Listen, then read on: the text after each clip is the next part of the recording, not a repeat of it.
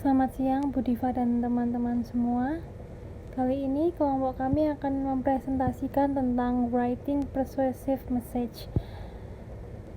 Kelompok kami terdiri dari Lorenza Angela Krista Damayanti, NIM 1822140009, Markus Mansano Manalu, 1822140011, Gilang Danendra Saesaro, NIM 1822140015, Baptista Farani Mediana, NIM 1822140020, dan Emerencia Irsa Helmania, NIM 1822140021.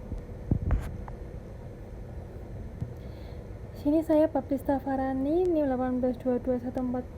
1822140020 akan menjelaskan tentang penggunaan 3 langkah proses penulisan untuk pesan persuasif.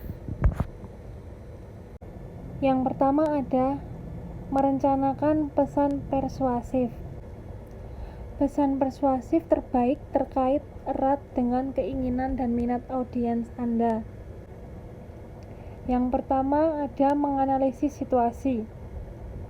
Untuk memahami dan mengkategorikan kebutuhan audiens, Anda dapat merujuk pada informasi spesifik seperti demografi, usia, jenis, kelamin, pekerjaan, pendapatan, dan pendidikan. Juga bisa dalam psikografi yang mencakup karakteristik seperti kepribadian, sikap, dan gaya hidup. Yang terakhir ada motivasi, adalah kombinasi kekuatan yang mendorong orang untuk memenuhi kebutuhan mereka. Yang berikutnya, saya akan menjelaskan gambar di samping. Tanda panah pertama atau yang paling atas,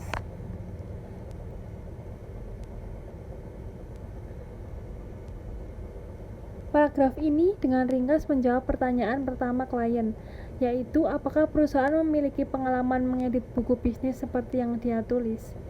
Dengan menyebutkan buku terlaris, pesan tersebut juga membahas kebutuhan emosional dan finansial klien untuk menerbitkan buku yang sukses.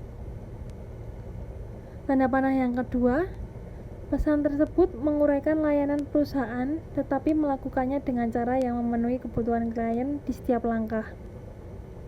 Tanda panah yang terakhir, bagian ini membahas dorongan yang sering muncul untuk langsung menuju tahap akhir pengeditan dan menjelaskan bahwa melakukan hal tersebut pada akhirnya tidak memenuhi tujuan klien yang sebenarnya.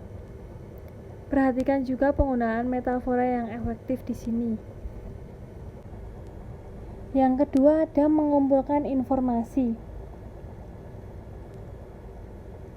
Yang pertama ada persyaratan fisiologis dasar, yaitu kebutuhan makan, air, tidur, oksigen, dan kebutuhan pokok lainnya.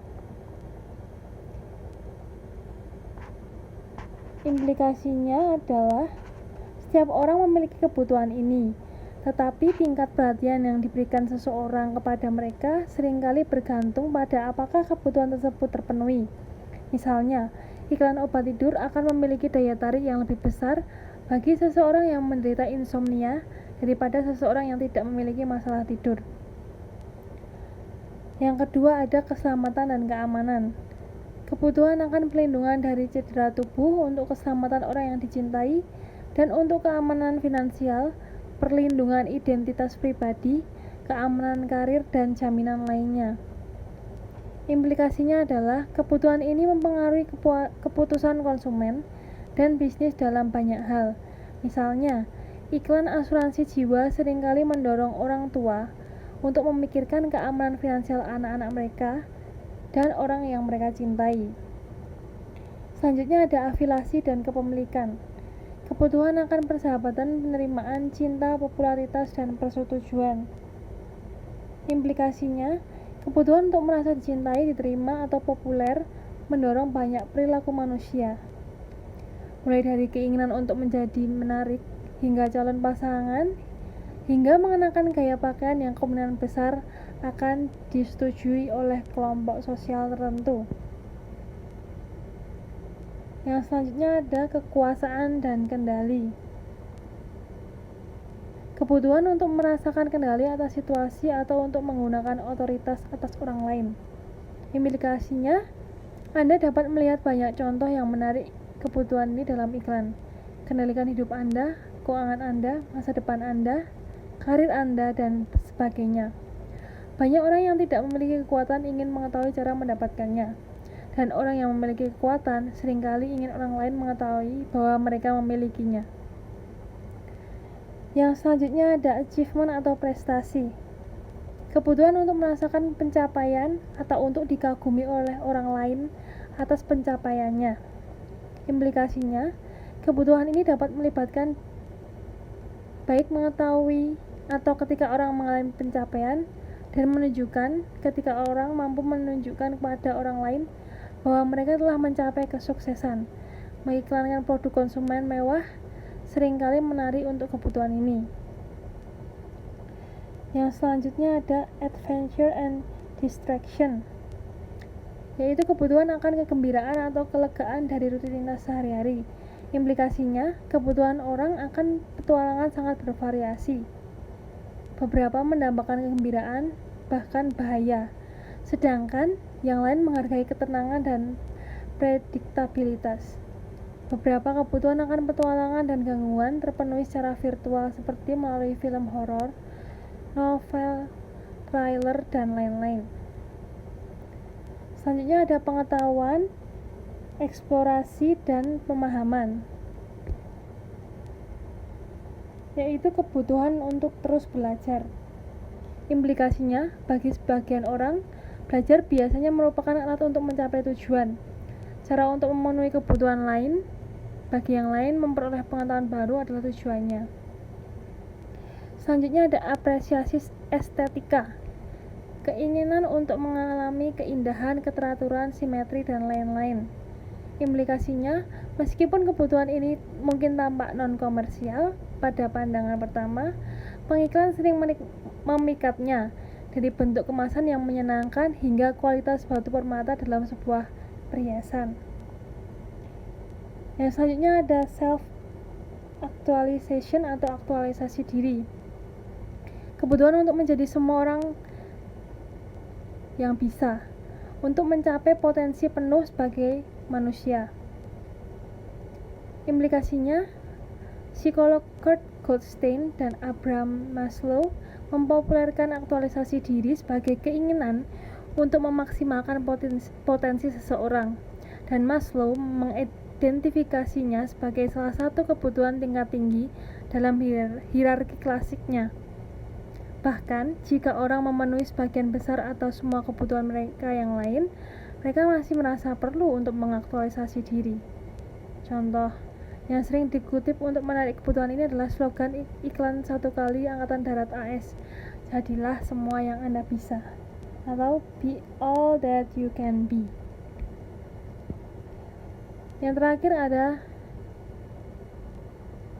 helping other atau membantu orang lain, yaitu kebutuhan untuk percaya bahwa seseorang membuat perbedaan dalam kehidupan orang lain. Implikasinya adalah kebutuhan ini adalah motivasi utama dalam pesan penggalangan dana dan seruan lain untuk amal. Yang selanjutnya ada memilih media dan saluran yang tepat. Pesan persuasif seringkali tidak terduga dan terkadang bahkan tidak diinginkan. Jadi, pilih media Anda dengan hati-hati untuk memaksimalkan kesempatan untuk menjangkau audiens Anda atau konsumen Anda. Yang kedua ada pesan persuasif dapat ditemukan hampir semua format komunikasi, dari pesan instan dan podcast hingga iklan radio dan skywriting. Jika Anda tidak yakin Anda dapat menjangkau sebagian besar atau semua audiens Anda melalui satu media saja, Anda perlu menggunakan 2 atau lebih media, seperti menindaklanjuti kampanye email dengan huruf cetak. Yang selanjutnya ada mengatur informasi Anda. Ide utama yang paling efektif untuk pesan persuasif memiliki satu kesamaan. Mereka tentang menerima, bukan pengirim. Menyusun pesan persuasif harus berfokus ke suatu masalah utama atau peluang yang benar-benar diperdulikan audiens. Untuk pesan bisnis yang persuasif, pilihan antara pendekatan langsung dan tidak langsung juga dipengaruhi oleh sejauh mana otoritas, keahlian, atau kekuasaan ada dalam suatu organisasi.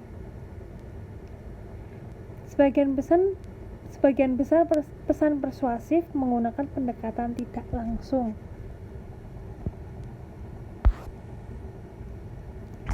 Step yang kedua atau langkah yang kedua adalah menulis pesan persuasif. Dorong respon positif terhadap pesan persuasif Anda dengan cara berikut. Yang pertama ada menggunakan bahasa yang positif dan sopan. Yang kedua ada memahami dan menghormati perbedaan budaya. Yang ketiga ada peka terhadap budaya organisasi.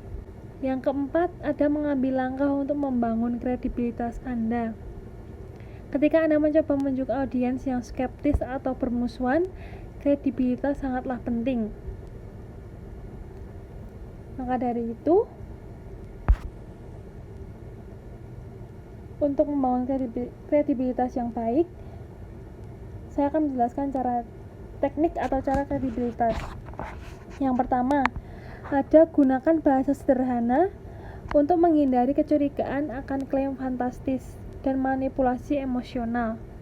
Yang kedua, ada berikan bukti objektif untuk klaim dan janji yang Anda buat. Yang ketiga, ada identifikasi sumber informasi Anda. Yang selanjutnya ada ciptakan kesamaan dengan menekankan keyakinan, sikap, dan pengalaman yang Anda miliki bersama dengan konsumen. Bersikaplah objektif dan sampaikan argumen yang adil dan logis. Tunjukkan kesediaan Anda untuk mengutamakan kepentingan terbaik konsumen Anda. Bujuk dengan logika, bukti, dan narasi yang menarik. Alih-alih mencoba memaksa dengan taktik bertengkaran tinggi atau penjualan keras. Yang terakhir, jika memungkinkan, cobalah untuk membangun kredibilitas Anda sebelum Anda mempresentasikan proposal besar atau meminta keputusan besar. Dengan begitu, audiens tidak harus mengevaluasi Anda dan pesan Anda pada saat yang bersamaan. Step ketiga atau langkah ketiga yaitu melengkapi pesan persuasif. Saat Anda mengevaluasi konten Anda, cobalah untuk menilai argumen Anda secara objektif untuk tidak melebih-lebihkan kredibilitas Anda. Yang kedua, pastikan elemen desain Anda melengkapi, bukan mengurangi argumen persuasif Anda. Selain itu, pemeriksaan yang cermat akan membantu Anda mengidentifikasi kesalahan mekanis atau ejaan yang akan melemahkan potensi persuasif Anda. Terakhir, pastikan metode distribusi Anda sesuai dengan harapan dan preferensi audiens Anda. Produksi yang ceroboh merusak kredibilitas, jadi perbaiki dan koreksi dengan hati-hati. Sekian dari saya. Untuk materi selanjutnya akan dilanjutkan oleh teman saya. Terima kasih. Selamat siang Bu Diva dan teman-teman. Perkenalkan, nama saya Laurencia Angela. Saya ingin melanjutkan presentasi dari materi teman saya sebelumnya. Di sini saya akan membahas mengenai mengembangkan pesan persuasif. Merupakan suatu usaha untuk mengubah sikap, kepercayaan, atau tindakan audiens untuk mencapai suatu tujuan. Kemudian persuasi juga dapat diartikan sebagai tindakan seseorang atau komunikator untuk meyakinkan dan mempengaruhi orang lain atau audiens dengan cara-cara tertentu sehingga orang lain tersebut bersedia melakukan sesuatu sebagaimana yang diharapkan oleh orang yang melakukan persuasi. Lalu di sini ada strategi untuk pesan bisnis yang persuasif. Dalam konteks proses 3 langkah, persuasi yang efektif melibatkan 4 hal penting strategi. Yang pertama, menyusun argumen Anda. Sebagian besar pesan persuasif menggunakan pendekatan tidak langsung. Para ahli dalam komunikasi persuasif telah mengembangkan sejumlah model tidak langsung untuk pesan semacam itu. Salah satu yang paling terkenal adalah model AIDA yang mengatur pesan jadi 4 fase. Yang pertama perhatian, yang kedua minat, ketiga keinginan, kemudian ada tindakan. Yang pertama ada perhatian, yang merupakan tujuan pertama Anda mendorong audiens untuk mendengarkan masalah, ide, atau produk baru. Kemudian ada minat, yang merupakan tambahan, yang mendorong audiens untuk membayangkan caranya. Lalu keinginan, membantu audiens untuk menerima ide Anda dengan menjelaskan bagaimana perubahan itu terjadi.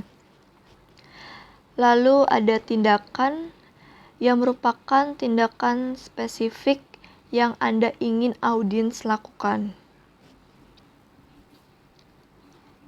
Lalu yang kedua ada menyeimbangkan daya tarik emosional dan logis. Secara umum, pesan bisnis persuasif lebih mengandalkan logika daripada daya tarik emosional karena ide utamanya biasanya untuk menghemat uang, meningkatkan kualitas, atau meningkatkan beberapa aspek bisnis yang praktis dan terukur. Lalu yang pertama itu ada daya tarik emosional. Seperti namanya, daya tarik emosional menarik perasaan dan simpati daripada fakta, angka, dan argumen rasional. Misalnya itu, Anda dapat memanfaatkan emosi yang mengelilingi kata-kata tertentu. Lalu membangkitkan kata-kata perasaan yang kuat seperti sukses, kasih sayang, keamanan, dan kenyamanan. Lalu ada banding logis. Sebuah seruan logis membutuhkan penalaran dan bukti saat menarik logika audiens Anda. Anda mungkin menggunakan 3 jenis alasan. Yang pertama ada analogi, kedua induksi, ketiga pengurangan. Analogi sendiri merupakan analogi yang berasal dari bukti spesifik ke bukti spesifik. Dapat meminjam dari sesuatu yang familiar untuk menjelaskan sesuatu yang tidak biasa. Contohnya itu untuk meyakinkan komite eksekutif untuk mempekerjakan pelatihan kepemimpinan bagi yang baru dipromosikan manajer dan membantu mengembangkan kebiasaan positif dan rutinitas sehat. Lalu ada induksi, merupakan penalaran induktif. Anda bekerja dari bukti spesifik ke umum, kemudian ke kesimpulan. Misalnya, Anda dapat menunjukkan bahwa setiap perusahaan yang mengadopsinya mengalami peningkatan keuntungan. Lalu pengurangan. Pengurangan sendiri merupakan bekerja dari generasi ke spesifik, lalu kesimpulan. Misalnya itu, membujuk atasan agar mempekerjakan staf dukungan pelanggan tambahan dengan menunjukkan survei industri. Kemudian, setiap metode penalaran rentan terhadap penyalahgunaan, baik disengaja maupun tidak. Jadi, verifikasi argumen rasional Anda dengan hati-hati. Hindari generalisasi yang tergesa-gesa, seperti hindari penalaran melingkar, hindari menyerang lawan, hindari terlalu menyederhanakan masalah yang kompleks, kemudian hindari asumsi yang salah tentang sebab dan akibat, hindari analogi yang salah, lalu hindari dukungan yang tidak logis. Lalu yang ketiga, memperkuat posisi Anda. Dari ahli yang diakui, membantu membuat kasus selain memeriksa pilihan kata individu, mempertimbangkan untuk menggunakan metamorfosa dan kiasan lainnya. Misalnya, jika perusahaan Anda sedang mengalami masalah keuangan yang serius, berbicara tentang perkelahian karena bertahan hidup adalah daya tarik emosional yang lebih kuat daripada berbicara tentang memastikan kelanjutan operasi. Lalu yang keempat di sini ada mengantisipasi keberatan. Cara terbaik untuk menghadapi penolakan audiens adalah dengan mengantisipasi keberatan sebanyak mungkin dan menanganinya dalam pesan Anda bahkan sebelum audiens Anda dapat menyampaikannya. Kemudian, temukan solusi untuk masalah yang telah Anda temukan. Jika memungkinkan, tanyakan pendapat anggota audiens tentang subjek pembahasan tersebut. Lalu menjelaskan pro dan kontra yang akan mendapatkan kredibilitas tambahan jika Anda menyajikan opsi-opsi sebelum memberikan keputusan yang Anda buat. Sekian presentasi dari saya, terima kasih. Halo semua, saya Emerencia Ersa, NIM 1822140021. Pada kesempatan kali ini, saya akan meneruskan dari materi sebelumnya mengenai Developing Persuasive Business Message. Pada kesempatan kali ini, saya akan menjelaskan mengenai Avoiding Common Mistakes in Persuasive Communication. Bagaimana sih cara menghindari kesalahan komunikasi dalam komunikasi persuasi? Ada 4 cara yang perlu kita lakukan. Yang pertama ada using a hard sell. Seorang individu tidak akan mau jika ditekan dalam membuat sebuah keputusan. Kita harus mampu menjadi komunikator yang baik agar mereka merasa lebih dipedulikan. Yang kedua ada resisting compromise. Persuasi yang berhasil seringkali merupakan proses memberi dan menerima,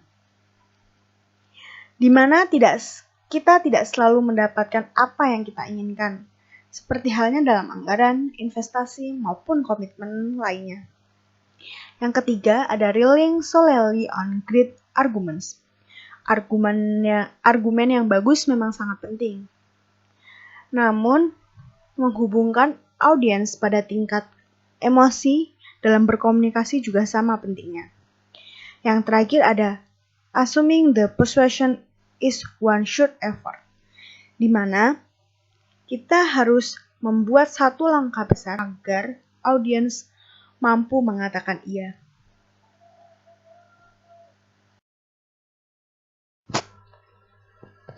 Materi selanjutnya mengenai common example of persuasive business message. Yang pertama ada persuasive request for action. Ada 3 tahap yaitu plan, write, and complete. Dan plan sendiri dibagi menjadi 4 tahap. Yang pertama ada analyze the situation, yaitu memverifikasi bahwa tujuannya adalah untuk memecahkan masalah yang sedang berlangsung, sehingga audiens dapat menerimanya. Yang kedua ada gather information, atau mengumpulkan informasi, menentukan kebutuhan, dan mendapatkan informasi yang diperlukan mengenai masalah tersebut. Yang ketiga, choose medium and channel. Verifikasi bahwa pesan email merupakan komunikasi yang sesuai untuk masalah tersebut. Yang terakhir ada organize the information, mengatur informasi. Gunakan pendekatan tidak langsung untuk menjelaskan sejauh mana masalah tersebut. Yang kedua ada write. Yang pertama itu ada adapt to your audience atau beradaptasi dengan audiens. Sesuaikan tingkat formalitas bahasanya, keakrabannya, agar pesan tersebut terkesan sopan dan mengarah kepada hal yang positif. Yang kedua itu ada compose the message. Sesuaikan tingkat formalitas bahasanya. Pertahankan agar pesan tersebut singkat, padat, dan jelas. Yang terakhir complete. Dalam complete ini ada 4 tahap. Yang pertama revise the message. Mengevaluasi dan meninjau untuk memastikan informasinya itu sudah lengkap. Yang kedua ada produce the message.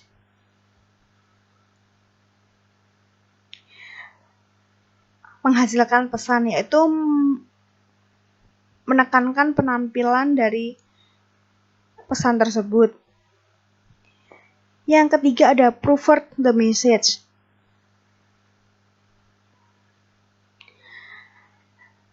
Atau mengoreksi pesan, yaitu meninjau kesalahan dalam ejaan dan penggunaan bahasanya.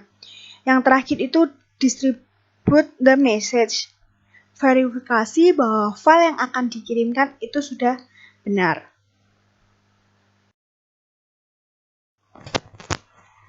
Yang selanjutnya ada persuasive presentations of ide, di mana organisasi atau individu menghadapi situasi yang ingin mengubah atau meyakinkan mengenai suatu topik tertentu terhadap audiens untuk memeriksa topik lama atau mengaku perubahan cara berpikir yang baru mengenai topik tersebut.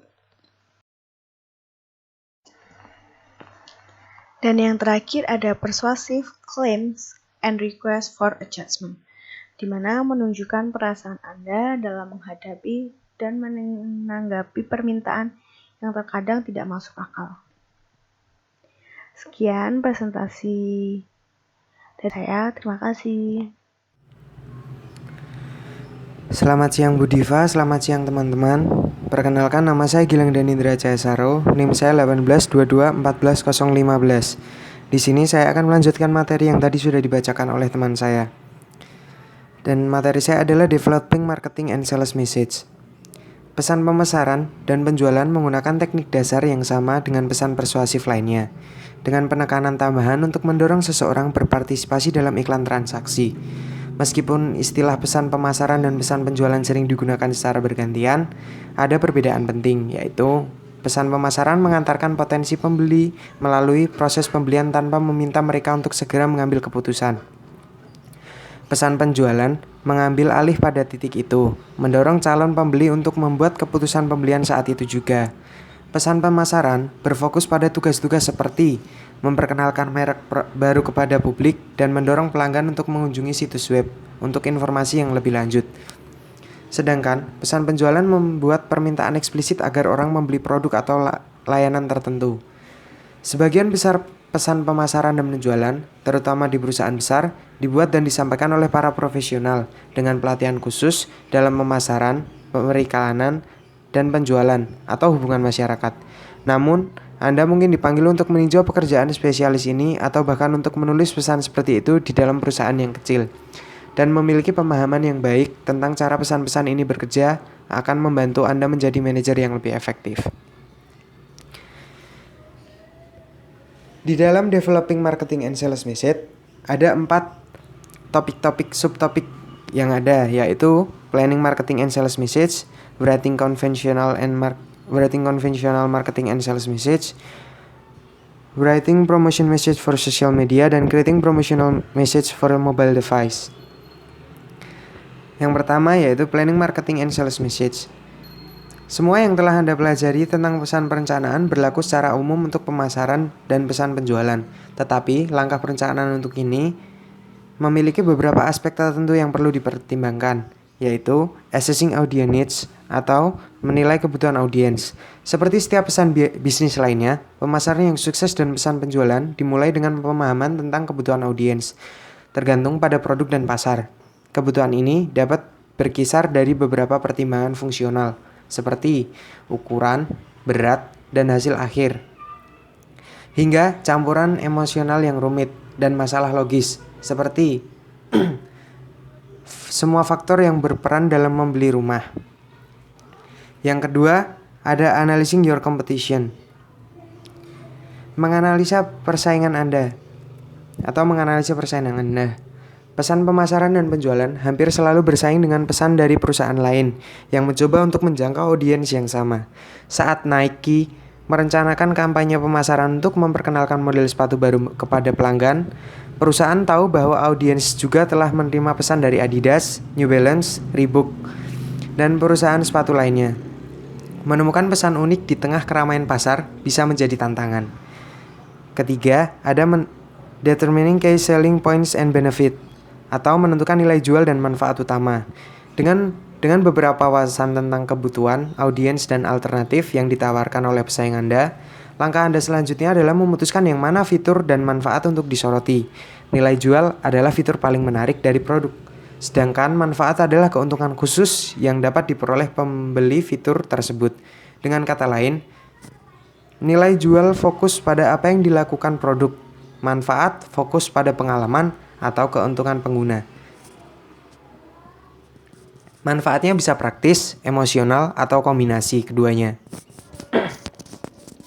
Misalnya fitur sol yang tipis dan fleksibel dalam berlari sepatu menawarkan manfaat praktis dari rasa yang lebih alami saat berlari. Sebaliknya, file fitur desain visual dari sepatu tidak menawarkan manfaat praktis tetapi dapat menawarkan manfaat emosional dari penggunaan sesuatu yang bergaya atau tidak biasa. Yang keempat adalah anticipation purchase objection atau mengantisipasi penolakan dalam pembelian. Pesan pemasaran dan penjualan biasanya menghadapi keberatan dan seperti halnya pesan bisnis yang persuasif, Cara terbaik untuk menanganinya adalah dengan mengidentifikasikan keberatan ini di depan dan mengatasinya sebanyak mungkin. Mereka bisa berkisar dari tinggi harga atau kualitas rendah karena kurangnya kompatibilitas dengan produk yang ada atau resiko yang dirasakan terlibat dengan produk. Dengan mengidentifikasi potensi keberatan di depan, Anda dapat menyusun pesan promosi dengan cara yang mengatasi masalah tersebut. Jika harga merupakan keberatan, misalnya, Anda dapat mencari cara untuk meningkatkan nilai pembelian yang dirasakan dan mengurangi persepsi biaya tinggi. Saat mempromosikan gym di rumah, Anda mungkin mengatakan itu biayanya kurang dari setahun untuk iuran klub kesehatan. Tentu saja, upaya meminimalisirnya pun persepsi harga atau potensi negatif lainnya harus dilakukan secara etis. Yang kedua adalah writing conventional marketing and sales message. Pesan pemasaran dan penjualan konvensional seringkali disiapkan dengan menggunakan model AIDA atau beberapa variasi darinya. Ini dia poin-poin penting dalam menggunakan model AIDA untuk pesan-pesan ini. Yang pertama adalah getting the reader attention atau menarik perhatian pembaca. Dengan melihat dan mendengarkan pada hari tertentu, Anda akan memperhatikan banyak cara pengiklanan, mencoba menarik perhatian Anda. Misalnya, judul mungkin menawarkan keuntungan produk yang menarik, berita yang menarik, dan daya tarik emosi orang atau rasa nilai finansial, atau solusi unik untuk masalah umum lainnya. Tentu saja, kata-kata bukanlah satu-satunya alat yang menarik perhatian. Bergantung kepada medianya, pemasar dapat menggunakan gambar, musik, animasi, atau video yang mengunggah untuk mendapatkan perhatian audiens adalah salah satu tantangan terbesar dengan pesan pemasaran dan penjualan. Yang kedua adalah building interest atau membangun minat. Setelah menarik perhatian pembaca atau penonton, langkah Anda selanjutnya adalah untuk membangun minat dan produk perusahaan atau ide Anda yang Anda promosikan. Biasanya, teknik adalah melunasi janji yang dibuat di judul dengan menjelaskan bagaimana Anda bisa berikan manfaat tersebut. Misalnya, jika judul menawarkan cara untuk bugar dengan $2 sehari, paragraf pertama dapat menjelaskan bahwa pusat kebugaran rumah yang dijual perusahaan Anda dimulai di bawah $700, yang berarti kurang dari $2 sehari selama setahun. Yang ketiga adalah increase desire atau meningkatkan keinginan. Setelah Anda memberi informasi awal kepada penonton, mulai membangun minat mereka, langkah selanjutnya adalah meningkatkan keinginan mereka terhadap produk, memperluas penjelasan Anda tentang bagaimana hal itu akan menguntungkan mereka. Pikirkan baik-baik untuk urutan poin dukungan dan menggunakan banyak sub-post, hyperlink, video demonstrasi, dan perangkat lain untuk membantu orang menemukan informasi dengan cepat dengan tetap fokus pada pelanggan potensial dan praktis serta emosional mereka. Anda dapat menambahkan informasi yang membantu meyakinkan orang bahwa produk Anda benar-benar solusi terbaik untuk mereka. Anda juga dapat menggunakan berbagai teknik untuk mengatasi potensi keberatan dan meminimalkan keraguan, termasuk testimonial dari pengguna yang merasa puas, artikel yang ditulis oleh pakar industri, serta perbandingan kompetitif. Yang keempat adalah motivation action atau tindakan memotivasi. Langkah terakhir dalam model AIDA adalah membujuk audiens untuk melakukan pengambilan tindakan seperti mendorong orang untuk mengangkat telepon untuk memesan atau kunjungi toko aplikasi online. Itu kunci untuk ajakan bertindak yang sukses adalah membuatnya semudah itu dan bebas akan resiko. Jika prosesnya membingungkan atau memakan waktu lama, Anda akan kehilangan calon pelanggan. Jika Anda menganalisis iklan yang Anda temui di salah satu media, Anda akan melihat variasi dari teknik ini digunakan lagi dan lagi. Selanjutnya, ada writing promotional message for social media. Model AIDA dan pendekatan serupa telah berhasil dalam pemasaran dan penjualan pesan selama beberapa dekade. Tetapi, dalam landscape media sosial, konsumen lebih cenderung untuk melihat informasi produk dari konsumen lain. bukan dari perusahaan yang memasarkan produk tersebut. Akibatnya, penekanan Anda harus bergeser ke mendorong dan berpartisipasi dalam percakapan online. Ikuti pedoman berikut ini untuk menulis pesan promosi yang untuk di sosial media.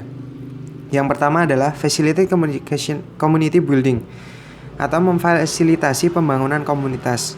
Beri pelanggan dan audiens lain kesempatan untuk terhubung dengan Anda dan satu sama lain, seperti di halaman Facebook atau melalui forum online khusus anggota.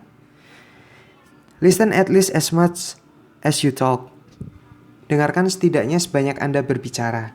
Mendengarkan sama pentingnya untuk percakapan online dan juga untuk percakapan secara langsung. Yang ketiga ada imitate and respond to conversation within the community.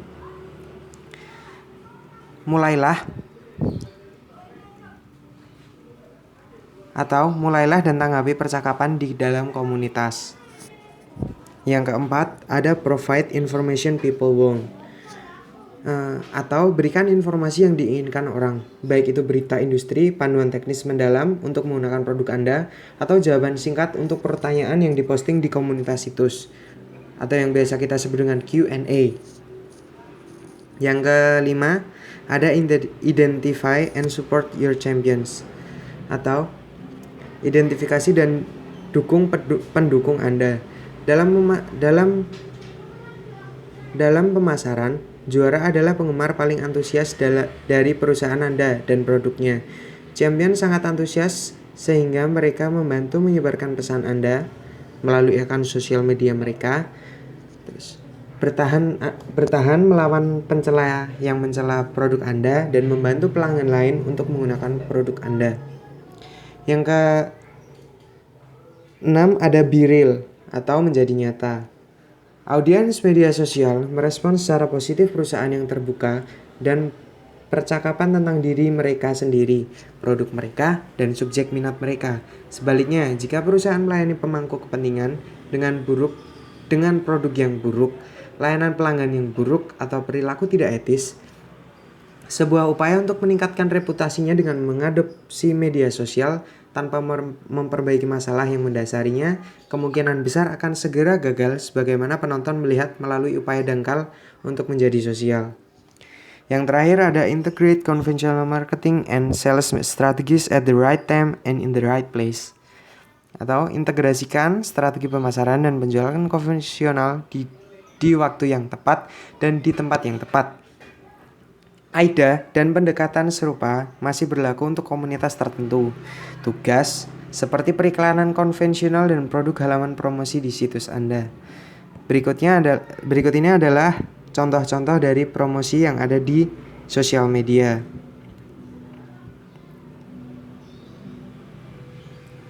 Selanjutnya, subtopik yang terakhir adalah creating promotional message for mobile device atau periklanan seluler dan perdagangan seluler. Adalah dua dari perkembangan terpanas dalam komunikasi pemasaran. Iklan seluler sudah ada bisnis bernilai miliaran dolar. Jenis-jenis pemasaran dan pesan penjualan yang dibuat untuk audiens seluler berkisar dari pendek, iklan teks sederhana yang muncul di sebelah hasil mesin pencari video yang dioptimalkan untuk seluler. Bentuk konten yang paling umum untuk pemasaran di arena seluler. Perusahaan sangat menekankan pada pemasaran melalui seluler karena perangkat seluler sekarang memainkan peran besar dalam perilaku pembelian konsumen. Pemilik smartphone cenderung begitu menggunakan perangkat mereka untuk banyak tugas terkait belanja, dari mencari ulasan produk untuk menemukan toko dan bisnis jasa, mencari kupon dan promosi lainnya, dan melakukan perbandingan harga di dalam toko. Faktanya,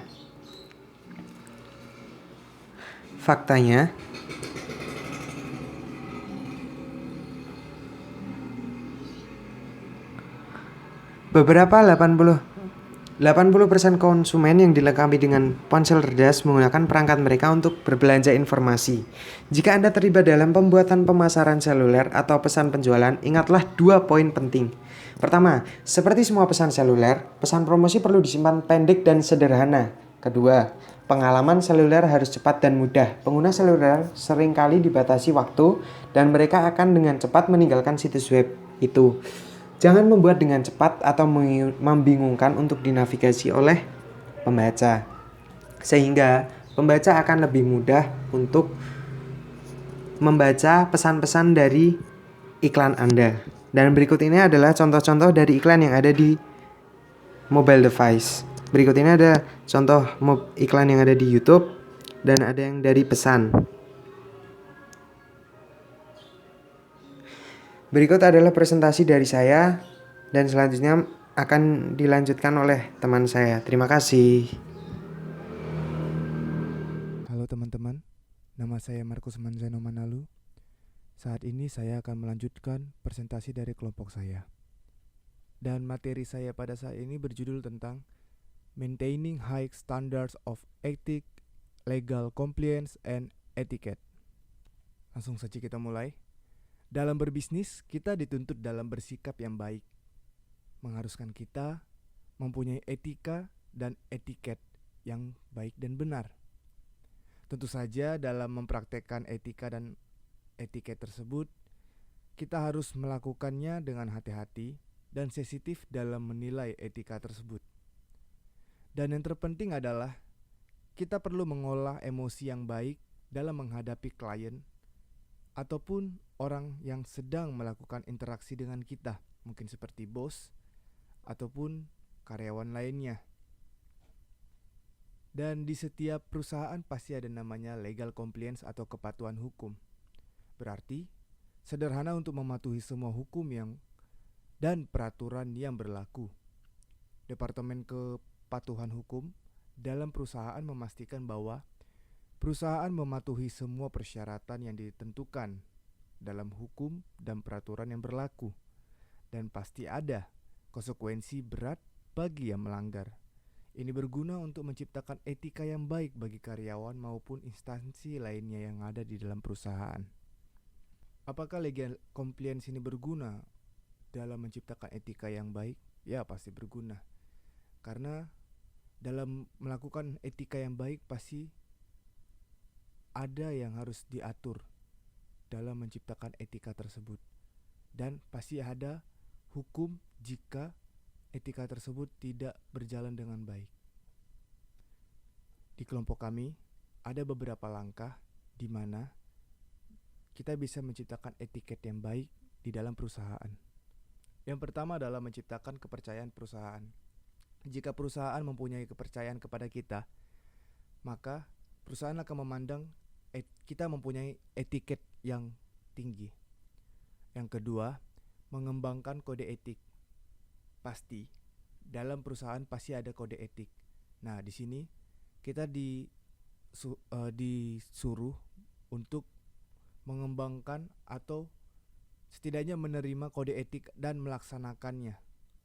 Dan yang ketiga, menjalankan kode etik secara adil dan konsisten. Jadi, dalam menjalankan kode etik, kita harus mempunyai rasa adil dan konsisten dalam menjalankannya. Jangan setengah-setengah. Yang keempat, melindungi hak perorangan. Kita harus melindungi setiap hak-hak yang ada di dalam perusahaan, maupun itu karyawan yang di bawah kita maupun yang di atas kita, ataupun pelanggan atau konsumen yang datang ke perusahaan kita. Yang kelima adalah mengadakan pelatihan etika. Di sini pelatihan etika itu sangat berguna untuk meningkatkan etika kita sebagai karyawan supaya bisa lebih baik lagi. Yang keenam adalah melakukan audit etika secara periodik. Di sini kita sebagai manajer harus selalu melakukan pemeriksaan etika kepada karyawan kita supaya karyawan kita selalu menjunjung tinggi etika yang baik dan tidak melakukan etika yang buruk saat bekerja. Ketujuh, menghindari contoh etika yang tercela setiap saat dan diawali dari atasan. Sebagai atasan, pastinya kita sebagai contoh atau panutan kepada bawahannya. Dalam beretika pun sebagai begitu. Jika kita selalu berbuat baik kepada bawahan, bersikap baik, maka bawahan akan menerapkan sikap kita tersebut kepada orang lain ataupun di dalam perusahaan. Dan yang terakhir, yang ke-8, menciptakan budaya yang menekan komunikasi dua arah. Di sini maksudnya dalam berkomunikasi, mungkin seperti di saat mungkin telepon kepada karyawan atau bos atau siapapun, kita harus bisa menekankan sebuah budaya, di mana budaya tersebut adalah budaya baik. Contohnya itu seperti di saat memulai percakapan pasti menggunakan selamat pagi di saat itu pagi, atau selamat siang, dan terima kasih di saat kita menerima sesuatu. Sekian dari presentasi saya. Jika mungkin ada salah kata atau salah dalam PPT ini, mohon maaf. Terima kasih.